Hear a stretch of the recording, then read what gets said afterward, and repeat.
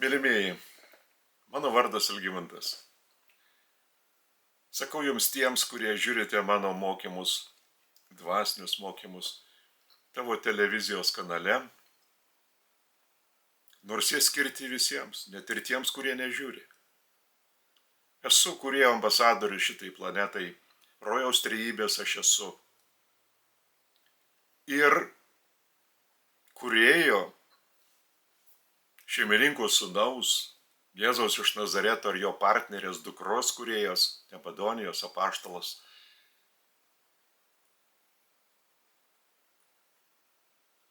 Kūrėjas įgaliojo mane ruošti dvasinius mokytojus. Ta ir darau nuoširdžiai, nuosekliai. Teikiu dvasinius mokymus, kaip ir šį mokymą.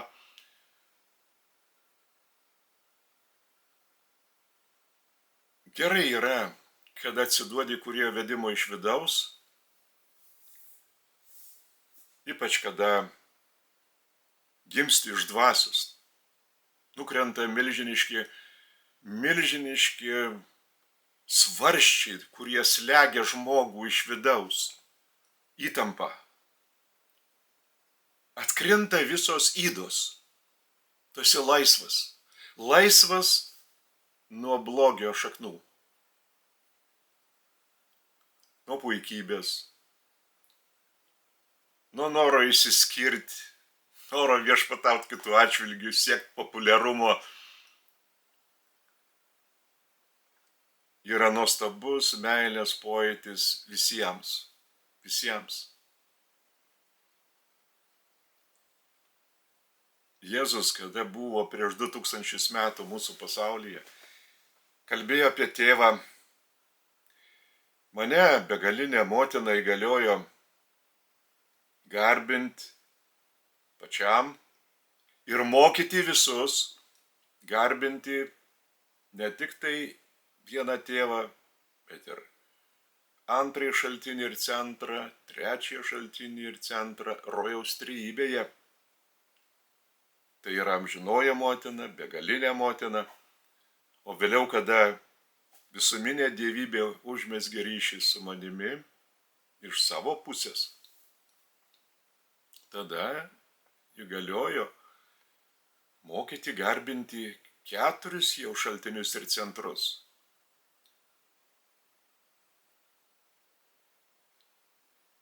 Štai mane įgaliojo mokyti. Mokyti jūs. Dėl to aš ir sakau, jums tiems, kurie garbinate kūrėją, neapsiribokite vien tėvu. Nepatingėkite ištarti ir amžinosios motinos, ir begalinės motinos. Ir aš esu kupinus jums meilės teikiamus virpesius savuoju atkartojimu. Nenustumkit jų į pašalį, apsiribodami vien tik tėvo vardu. Tėvas yra pirmasis šaltinis ir centras, o kiti kur. Ir daug kurantų aš girdžiu apsiribojančių tik tėvo vardu. Pamėginkit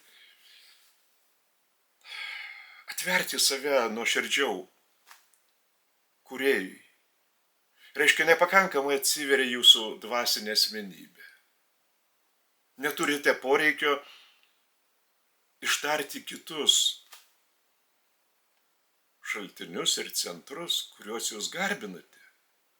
Tai jeigu garbinate 4, tai kodėl suvedate kreipinį tik tai į vieną tėvą, į pirmąjį šaltinį ir centrą?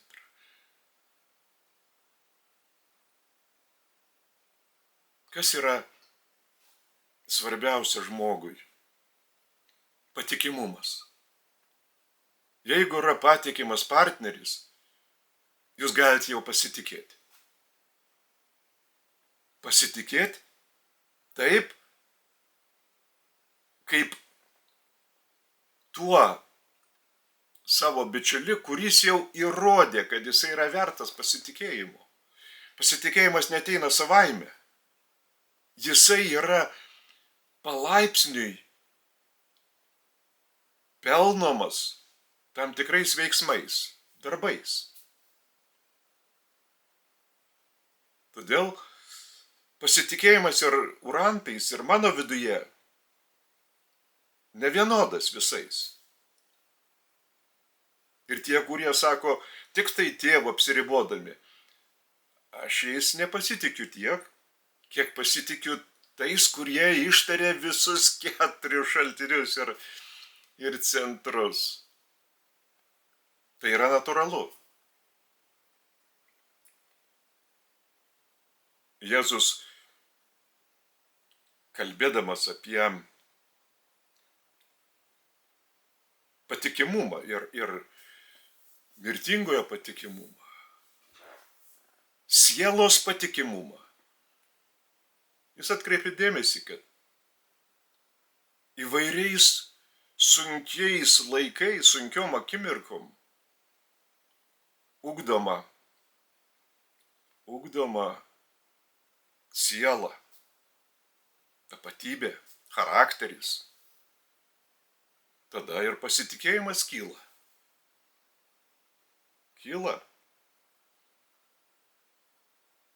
Kadangi Jėzus pateikdavo parabolės, jis nenorėjo gąsdinti apaštalų apie savo tragišką mirtį, iškeliavimą. Tai jis pateikdavo tokių sampratų, kad štai ruoškitės, kada aš paliksiu jūs, jūsų laukia kančios, išbandymai.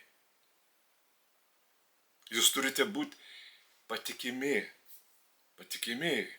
nes aš jums paliksiu tą šviesą,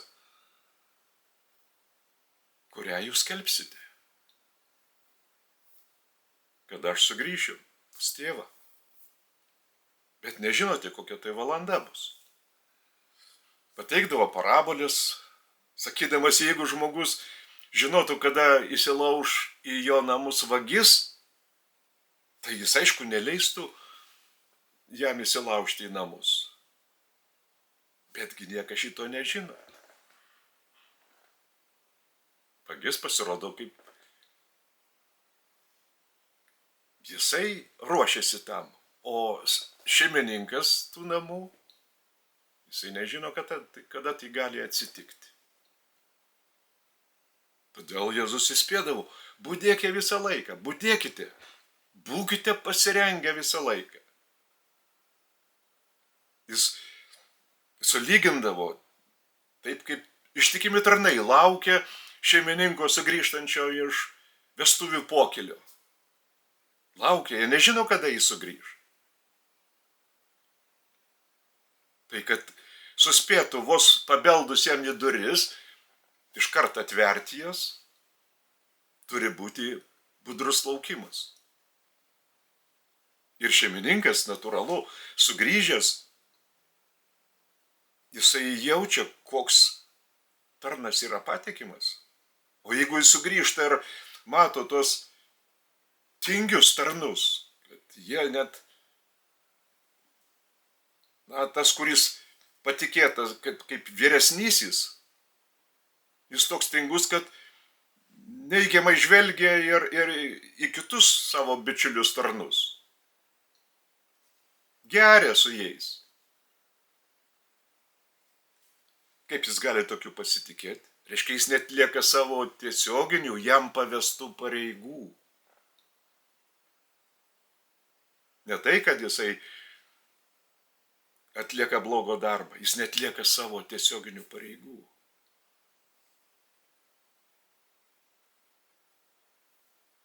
Todėl aš jums irgi sakau, išplėskit savo požiūrį, panirkite giliau į Kūrėją, nuoširdžiau, kad pajaustumėte vedimą iš vidaus. Jėzus sakė apaštalams, budėkite, kad šeimininkas jumis taip pasitikėtų, kad galėtų tada patikėti kaip tiems tarnams, viso ūkio, viso namo reikalus, priežiūrą, jų maitinimą. Tai šiuo atveju aš sakau, atraskite kūrėją savo viduje, pajauskite jo vedimą giliau, atsiduokite jam, netrukdydami. Tada jums nereikės mąstyti, o kada čia kažkas gali sudėtingo įvykti, kokia nors sunkia akimirka, krizė, kad tada mano sielos charakterį patikrins kažkas, kažkokiu būdu. Ne, pajauskite vedimą iš vidaus ir visą laiką būkite to vedimo energinių virpesių lauke, kad jums nereikėtų kelt klausimą. Tai ar aš jaučiu tą vedimą? Jeigu keliat klausimą, reiškia jūs jo nejaučiat. Vedimas yra tada, kada yra jūsų tas pojūtis. Jeigu jo nėra to pojūčio, tai giliau atsiverkit, dažniau bendraukit su kūrėju, nuoširdžiau, ne mechaniškai, giliai. Ir tada jūs pajausit tą vedimą. Bet tai neturi būti lėkimas užmerktom ar užrištom akim, nežinia kur pasukti. Ne. Ramus, gilus pojūtis vedimo. Jūs galit kelt klausimų, natūralu, gali jums kilti abejonių. Klauskit kūrėjo, jūs pajausite impulsą, atsakymą. Kad galėtumėt vis stipriau patirti to vedimo kryptį. Ir tada nebereikės laukti kažko netikėto kažkada. Bet kas akimirką gyvent šituo vedimu iš vidaus. Tai ir yra gyvenimo prasmė. Gyvent, mėgaujantis gyvenimu, kaip kūrėjas veda iš vidaus. Neliet džiugesio ekstazę kažkam, bet ne, ramybėje jaust pasitenkinimą. Koks nuostabus kūrėjas. Koks yra tas gyvybingas vedimas ir prasmingas gyvenimas. Kūrėjui paskirtas. Kūrėjui. Tai yra šviesa. Jūsų gyvenimas šviesa. Jis nėra tamsa, nėra iliuzija. Jis yra tikrovė, kūrėjo tikrovė. Ir kokia bebūtų aplinka, jūs toje aplinkoje esate ramus. Visą laiką palaimingoje būsenoje. Nėra taip, kad jūs džiugesio kažkokias patiriat akimirkas. Na tai emocinis fontanas. Emocijos dingsta. Yra pasitenkinimas, laimė, palaima. Tai yra kūrėjo teikiami nuostabus pojūčiai. Jausminė išraiška. Ne emocinė, jausminė. Tai yra dvasinės asmenybės lygių. Ne gyvulinio proto emocinių proveržių gaivalų. Ir dėl to jūs ir šlovinate kūrėją, garbinate jį. Važiuojate į šventovę kolektyviai pagarbinti juos. Tai yra vidinis vedimas. Jūs jį jaučiate, dėl to jūs ir važiuojate. Kol nevažiuojate, reiškia jūs nejaučiate to vidinio vedimo. Reiškia jūsų tada tariami žodžiai netitinka tikrovės. Taip, bet jūs turite išeiti, giliau atsiverti, nuoširdžiau bendrauti su kūrėju ir pajausite pabudimą iš to dvasinio letargo miego. Taip.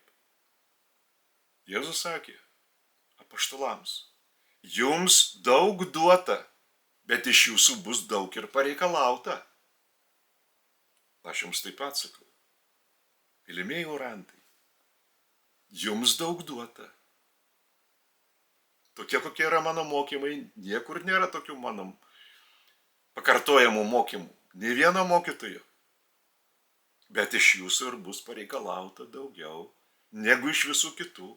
Žinokite, laisvės turi daugiausia gyvulinė prasme. Daryti blogio darbus, rinktis tarp blogio ir dar didesnio blogio, maištauti. Tie, kurie nieko nežino, kurie žino, jų susiaurėja pasirinkimo laisvė.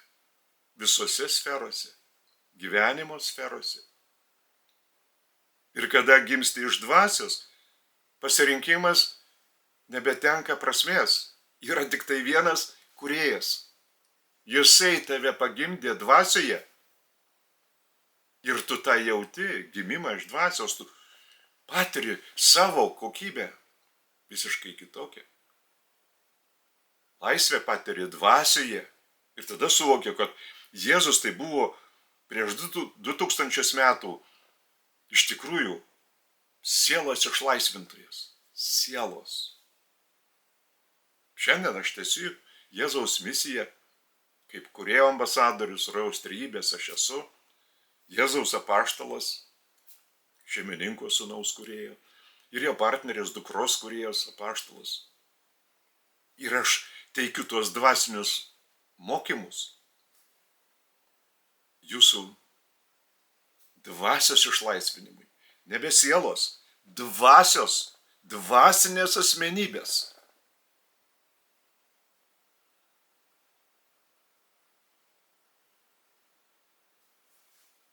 Gyvenimas kūrėjo tėkmėje ir kūrėjo ritmu,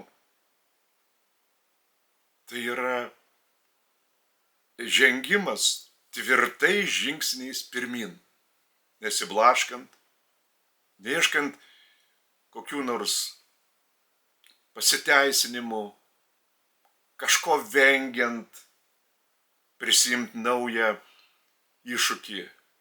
Ne. Tik pirmin ir aukštyn. Nėra lygia vietovė ėjimas, yra prieš kalną. Visą laiką prieš kalną.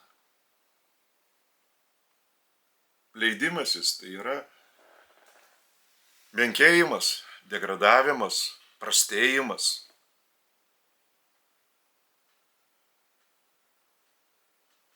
Tam nereikia pastangų. Degraduot gali labai greitai.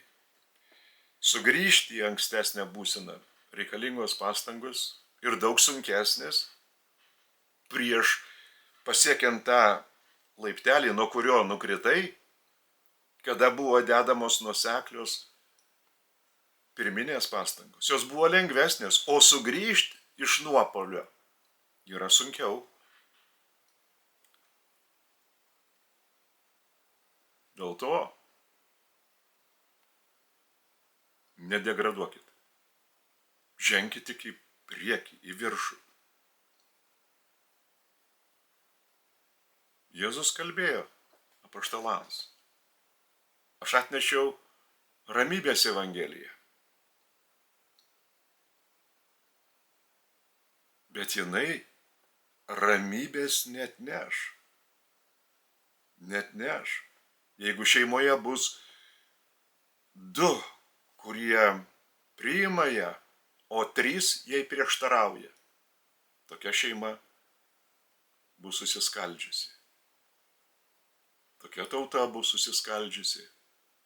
Tokia žmonija bus susiskaldžiusi. O tai yra nuopuolis. Žmonijai nuopuolis, šeimai nuopuolis, tautai. Dėl to aš sakau, nesvarbu, koks nuopuolis yra tautoje, žmonijoje, šeimoje, jūs esat kurio sūnus arba dukra. jūs neturit patirti nuopolio.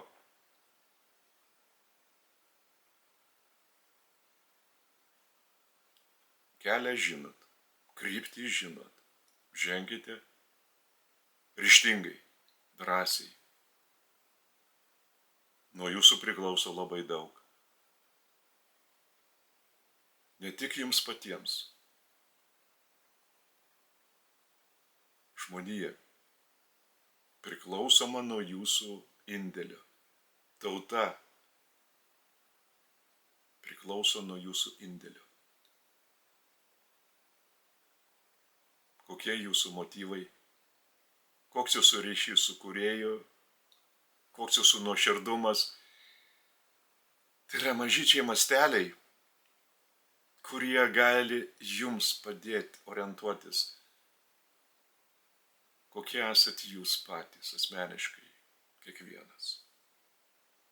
Bet kiekvienas galite būti geresnis. Niekada nepasitenkinkite pasiektų. Siekite dar didesnio. Jame bus mažesnis savaime. Niekada nesirinkite mažesnio, kada jums siūlomas pats kūrėjas, šaltinis ir centras.